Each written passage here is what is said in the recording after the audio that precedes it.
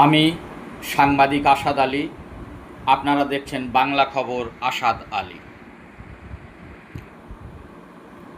বাগুইআটি কৃষ্টি সংসদের মাসিক আলোচনা সভায় প্রতিষ্ঠাতা সম্পাদক শ্রদ্ধেয় শ্রী রমেন আচার্য মহাশয়ের প্রয়াণ দিবস স্মরণ।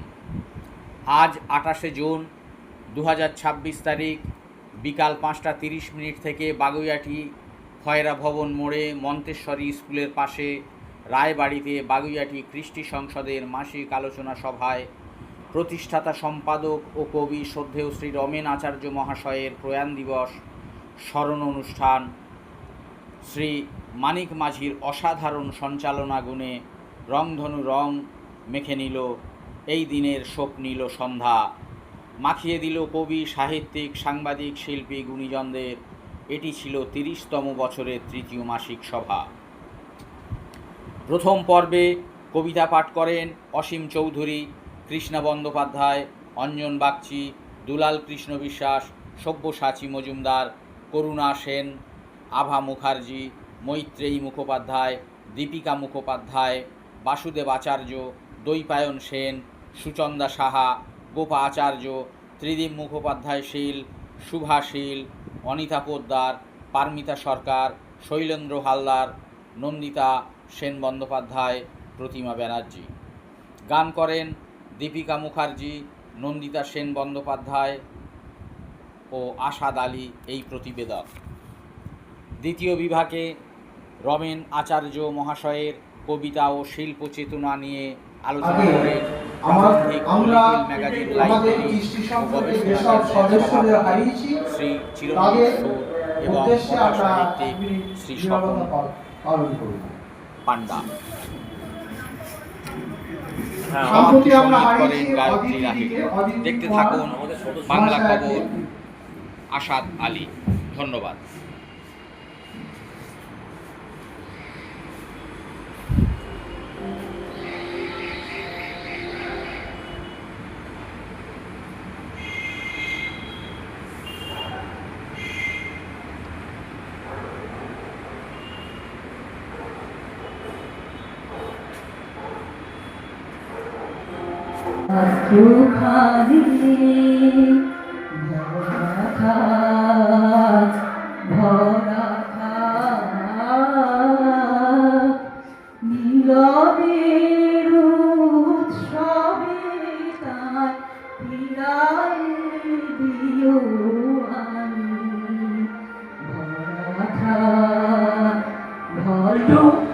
ও সোজার শিল্পে সোয়েটারে সে তুলেছে ফুল, গন্ধ নেই, অভিমান ছিল তোমার বুকের পাশে তার হাত, সে বিধ্বস্ত বালিশে, কিন্তু তার কোনো বোধ নেই, কিংবা দারিদ্র্যের প্রদর্শনী তার অতি প্রিয় খেলা।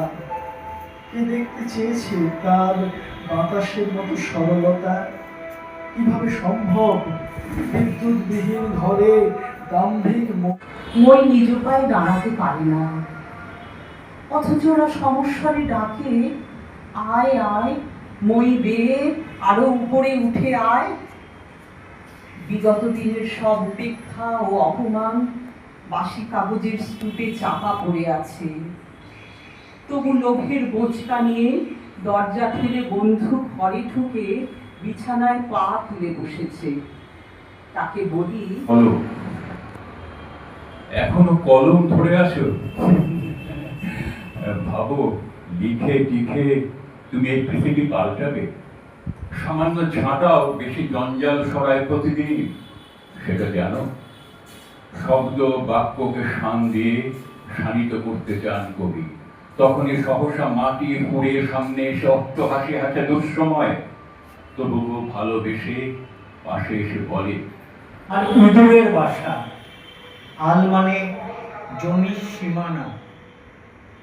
জ্যোৎস্না তাকে প্রতি রাত্রে ভেঙে ফেলে মানুষ ঘুমলে। তখন কি মানুষের ভয়ঙ্কর খিদে মরে যায়? তখন কি ভীষণই বড় মাপের একজন কবি ছিলেন, মানুষ ছিলেন এবং কবি ছিলেন। আমি একটা কবিতা পড়ছি ওনার লেখা, পুনর্বিবেচনা। হুজুর, দোষী সাব্যস্ত করে শাস্তি ঘোষণার আগে বিষয়টিকে পুনর্বিবেচনা করা যায় না? যেমন আপনি বিচারক আর আমি অভিযুক্ত। এবার আমরা কি পরস্পরের আত্মা বদল করে, অর্থাৎ একজন অন্যজনের ভিতরে নিজেকে বসিয়ে পুনরায় বিষয়গুলি বোঝার চেষ্টা করতে পারি না? কথা শেষ হওয়া মাত্রই বিচারক বলে উঠলেন, ঠিক দু রকমের জীবনযাপন, এক জনমে দু রকমের জীবনযাপন, বলবে তাকে বিচারিতা? পাড়ার লোকে নাম জানে না, স্বাভাবিকভাবে রয়ে গেলে কিছুমাত্র যন্ত্রণা নেই উপেক্ষাতে, কারণ জানি নিজস্ব যে রাজন্য বেশ, অস্ত্র শস্ত্র সকলই তো সুরক্ষিত। বাতাসকে ভেঙে দিল কাঁচের মতন, তার টুকরো পোড়াতে হবে খুব সাবধানে। নিচু হয়ে ঝুলে পড়ে বেনি দুটি পিঠের উপর বারবার ফেরত পাঠিয়ে 10/12 ঘরে যখন তখন হুটহাট ঢুকে যায় অচেনা বাতাস। মেরুদণ্ডহীন এই পর্দাগুলি যথেষ্ট বিনয়ী, আনত ভঙ্গিতে অভ্যর্থনা করে। 4টি দেওয়াল শুধু বোকার মতো চেয়ে দেখে, তাদের শরীর ভেদ করে মেয়েটির চোখ নক্ষত্রের দিকে চলে গেছে। কাপ, ডিশ, চেয়ার, টেবিল, বিছানা, টিভি, ফ্রিজ ক্রমাগত দেখে দেখে দেখে চোখের ব্যথা শুরু হলো। সব কিছু ঝাপসা দেখছি চোখে। ডাক্তার বললেন কর্নিয়ায় হ্যামারেজ। তাহলে তাহলে কি অসুখ সারে না? দৃশ্য দেখবো না বললেই কি চলে? তাই কালো চশমা পরে থাকি। বুঝলাম দৃশ্য থেকে যে উত্তাপ ছুটে এসে কর্নিয়ায় আঘাত করে, তার সামনে একটা ঢাল রাখা গেছে। দৃশ্যের তো হাত পা নেই যে সে ছুটে এসে পর্দা সরানোর জন্য বরফ প্রয়োগ করবে। একটা মানুষ, একটা প্রজন্ম, পরবর্তী প্রজন্ম সমাজকে একটা বিশেষ বার্তা দিয়ে যায়। সেই বার্তার জন্যে এই স্মরণ সভা। আমি দুঃখের বিষয়, আমি ওনার বই সংগ্রহ করতে পারিনি। আমি অল্প সময়ের দিন এখানে এসেছি, কিন্তু তার মধ্যে এতক্ষণ ওনার যে কবিতাগুলো শুনলাম, সেই কবিতাগুলো খুব ছোট ছোট তার অর্থ, কিন্তু গভীর তার মধ্যে একটা বার্তা দিয়ে যাচ্ছেন সমাজের বিভিন্ন দৃষ্টিকোণ থেকে। এটাই হচ্ছে, এবং উনি যে একজন শিল্পী ছিলেন, সেই শিল্পীর চিত্র উনি কবিতার মাধ্যমে ফুটিয়ে তুলেছেন। এখানেই বোঝা যায় যে কবি কতটা তার সাধ্য। আর দ্বিতীয়ত হচ্ছে যে ওনাকে চলে যাওয়ার পরও সবাই আমরা চলে যাব, কিন্তু স্মরণ, ওনার যে স্মরণটা উনি রেখে গেলেন সমাজের জন্য, আজকে ওনার জীবন এখানেই ধন্য। সর্বোপরি উনি ওনার পরিবারকে, পরবর্তী প্রজন্মকে যে শিক্ষাটা দিয়ে গেছেন, যেটা আজকের দিনে ভীষণ দুর্লভ। আমি ভীষণ ওনাকে, বিদায়ী আত্মাকে আমি শ্রদ্ধা জানিয়ে এগিয়ে বলতে চাই যে ওনার দীর্ঘদিনের যে প্রচেষ্টা, সেটা সার্থক পরিবার এবং সমাজের জন্য। আমি চেষ্টা করব পরবর্তী অধ্যায়ে ওনার কবিতা। গ্লাস উচ্ছন্ন মদ আর জ্যোৎস্নায় ভেসে যাচ্ছে পৃথিবী, আর সেই মদে ভিজে লক লক করে বেড়ে উঠছে ধান। কাদার ভেতর থেকে কেউ ঠেলছে আমার। সংকুচিত যে ছেলেটি নন্দন প্রাঙ্গণে সে থমকে দাঁড়ালো, তার ঘরের উগ্র বোন, টিউশনের পুরানো সংসার। শ্বাসকষ্ট হলে টিউশনি ফেরত নন্দন চত্বর থেকে চুরি করে নিয়ে যায় সচ্ছল বাতাস। ভেজা ঘুঁটে, বিরুদ্ধ বাতাস, উভয়ের সঙ্গে যুদ্ধে বিপর্যস্ত মায়ের হাতের অস্ত্র শুধু। আমরা কয়েকজন ওই কৃষি সম্পদের সঙ্গে দীর্ঘদিন জুড়ে আছি। আর রমেনদা, যদিও আমরা দাদা বলি, কিন্তু আমাদেরকে পুত্র সম স্নেহ করতেন, ভালোবাসতেন, বকতেন।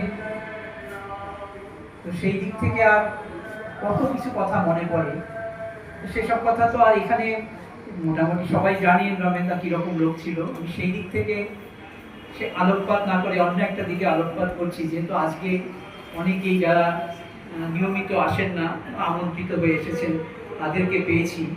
তো সেই জন্য যে রোদ্দুর কার্নিশ থেকে লাফিয়ে নেমে উঠোনে, তাকে বলি ধুলোবালি মেখেছ কেন ওই ফর্সা শরীরে? যাও ধুলো ঝেড়ে আরো এক পা এগিয়ে অন্ধকার ঠেলে নির্জন লেখার টেবিলে গিয়ে বসো। আমার লেখার মধ্যে কেন এত অন্ধকার থাকে?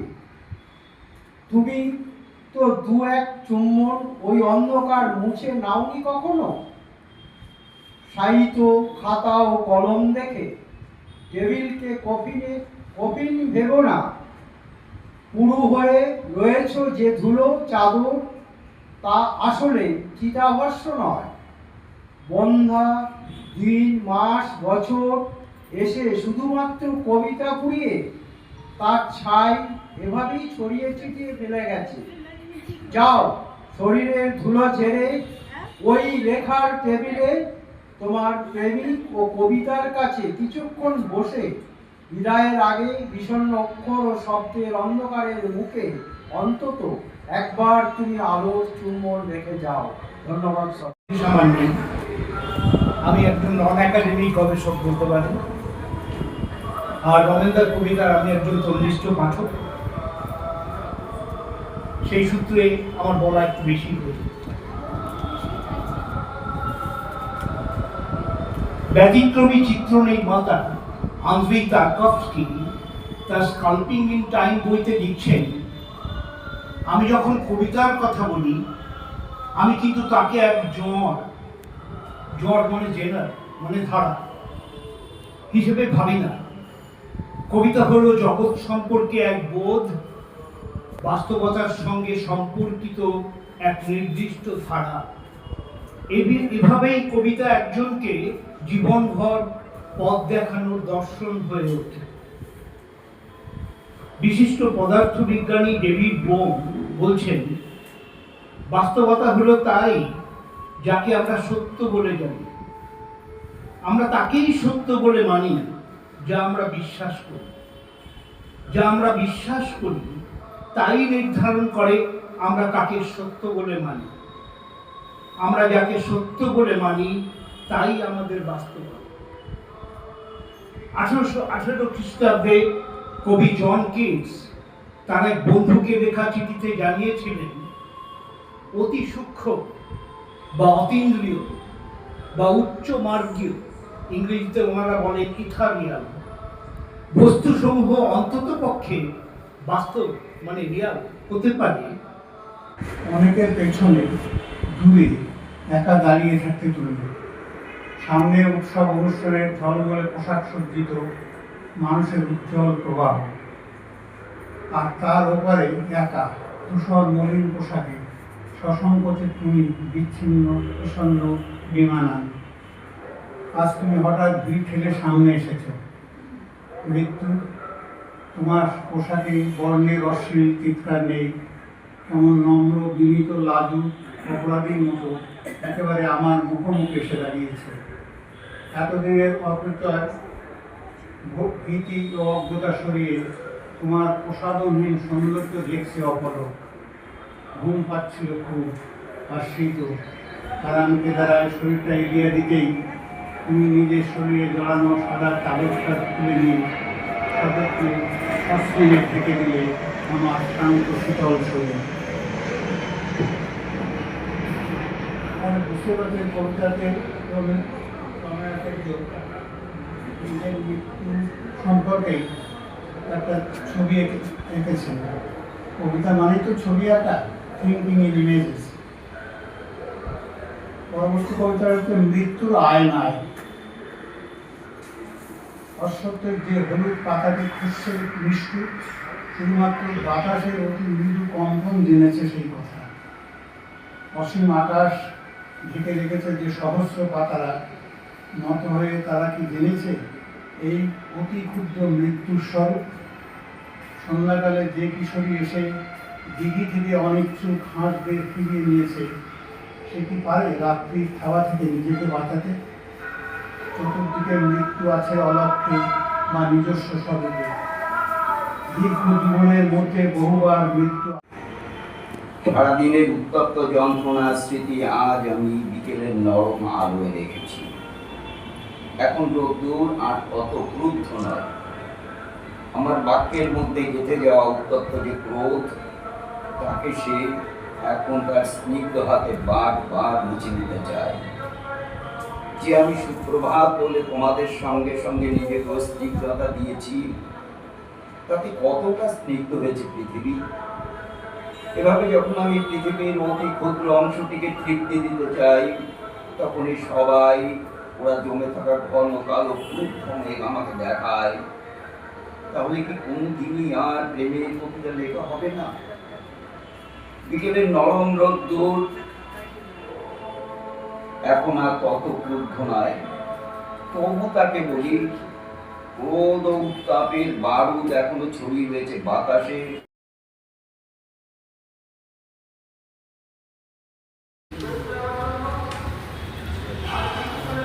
রমেনদা যখন অভিযাত্রীকে এই অনুষ্ঠানটা শুরু করেন, আমি সেই প্রথম থেকেই প্রায় আছি, কিন্তু শেষ 10 বছর আমি একটু ইরেগুলার হয়ে গেছি, সবাইতে আসি না, কিন্তু আগে আমি মিস করতাম না, প্রত্যেকটা অনুষ্ঠানেই আসতাম।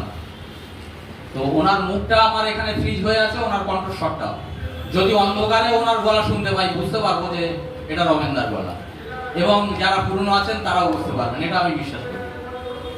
তো যাই হোক, আমরা অনেক কবিতা শুনলাম। আমি আজকে কবিতা পড়ছি না, আমি একটা অনেকক্ষণ তো এই লাইটটাই চলে গেল, গন্ডগোল হয়ে গেল, এই সেটিং এর জন্য আমি বরং একটা পল্লী গীতি গেয়ে দিই।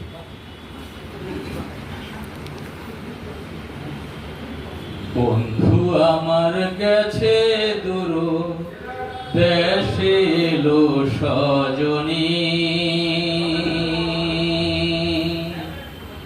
বন্ধু আমার গেছে দূর দেশে, বন্ধু আমার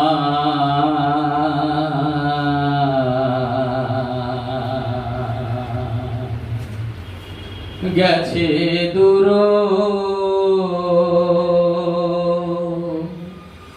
দেশে এলো সজনী,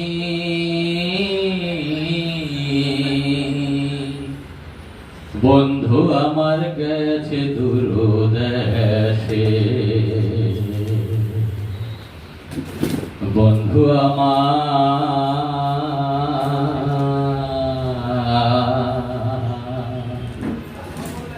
গেছে দূর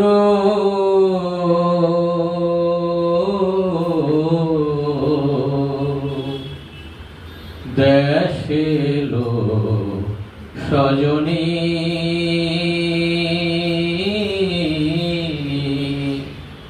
বন্ধু আমার গেছে দূর দেশে।